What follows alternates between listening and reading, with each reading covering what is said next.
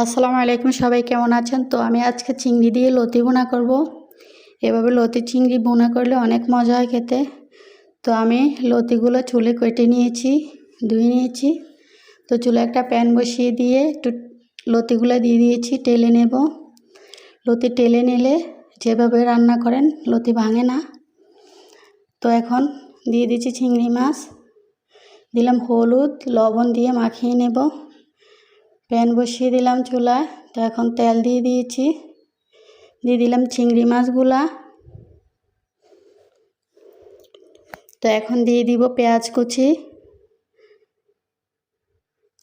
রসুনের পরিমাণটা একটু বেশি দিতে হবে যেহেতু লতি, তাই 4 চামচের মতো রসুন বাটা দিয়েছি, 1 চামচ আদা বাটা, কিছু কাঁচামরিচ দিয়েছি, 2 চামচ হলুদ গুঁড়া,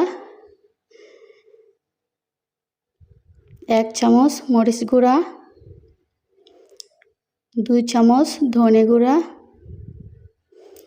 দিয়ে একটু মিশিয়ে নেব।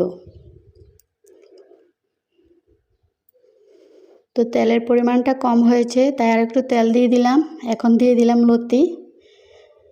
এখন ভালো করে সবগুলো উপকরণ মিশিয়ে নেব, একটু নেড়ে চেড়ে।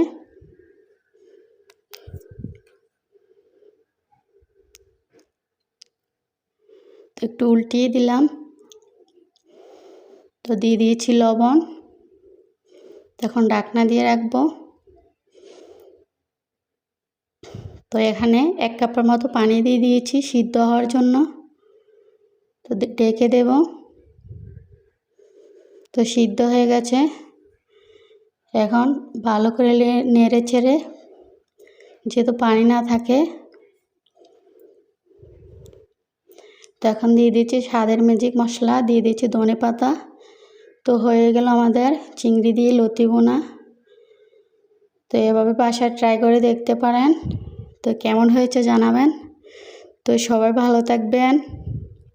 আল্লাহ হাফেজ।